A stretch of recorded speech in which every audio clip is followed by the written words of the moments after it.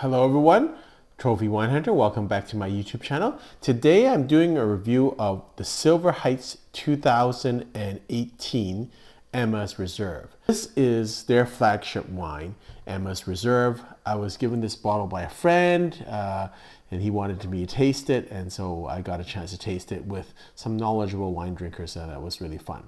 It was started by a person called Gao Lin, and he's basically a farmer with some land. He produced his first vintage in 2007, and then in 2015 he produced the first vintage from grapes from his winery.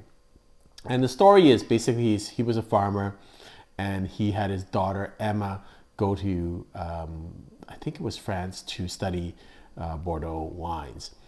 And he gave her a choice. The story goes that, you know, either she could go and study whatever she wanted and then she'd have to pay for it, or, you know, he would pay for her education if she went and studied in Bordeaux and studied wine. And she obtained a Master of Oenology and then subsequently worked at Calon Segur, and then worked when she went back to China and with Torres China, so to get a very good kind of knowledge of the industry.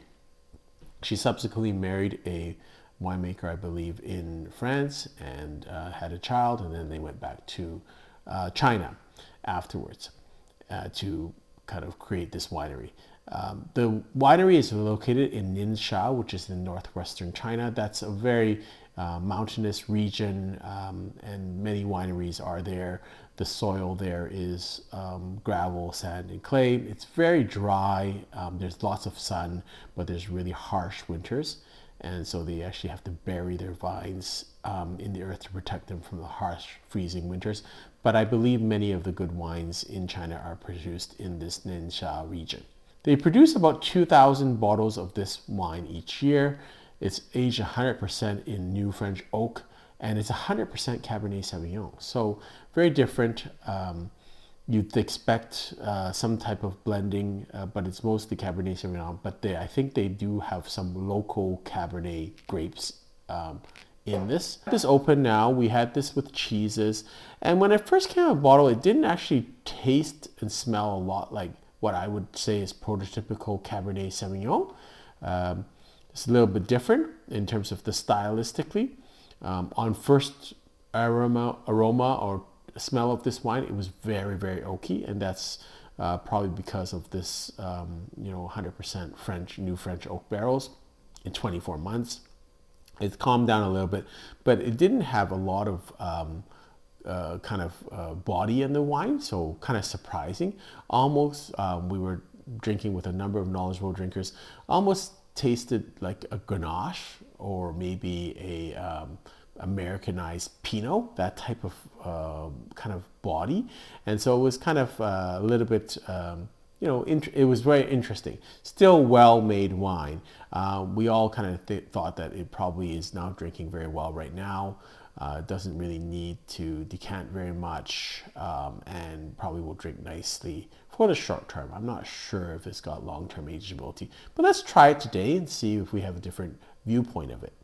And again, this is not what we call a whole bottle review. So this is not a review where I drink the whole bottle, but I do drink this over a number of sessions so that we get a different taste of it. So sometimes wines do need to soften over time, and they do change in terms of their taste profile if you air them overnight or for long periods of time. So let's have a smell of this wine.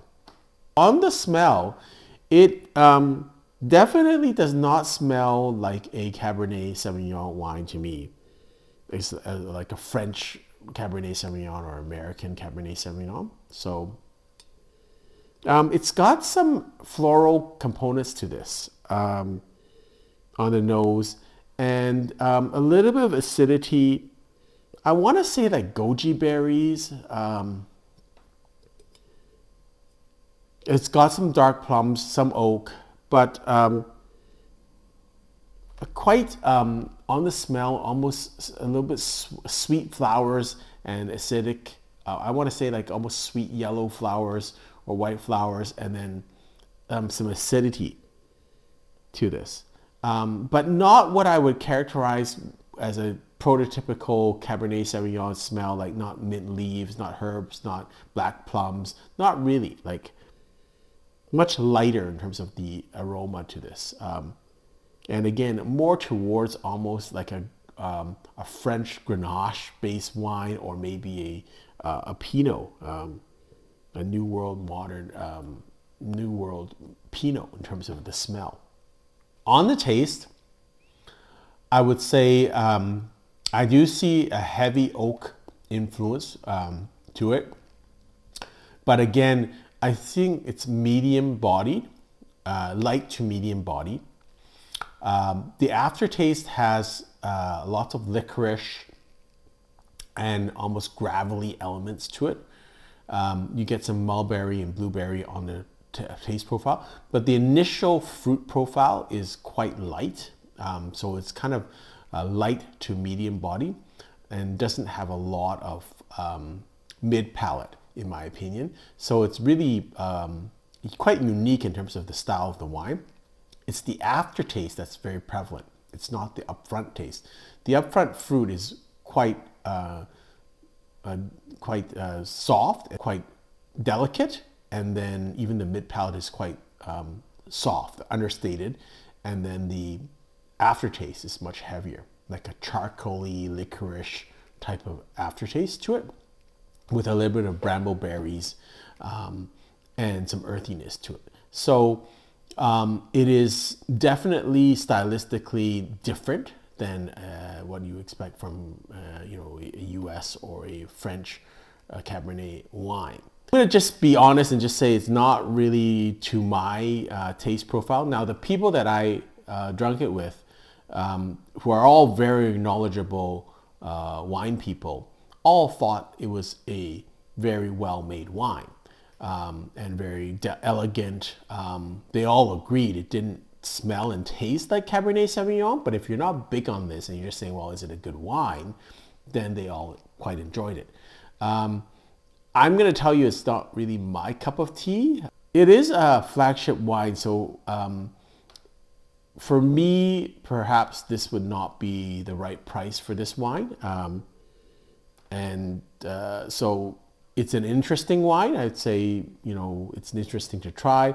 Probably I wouldn't personally pay the price for this wine. I think it's somewhere around $200 a bottle, at least if it was to be sold in the BC liquor stores, probably around that price. So for that price, probably this would not be a go-to wine for me. So I'm going to give it 88 points. I think it's a quality wine. It's not a bad wine, but it's, in terms of its taste profile, not really things that I enjoy myself personally.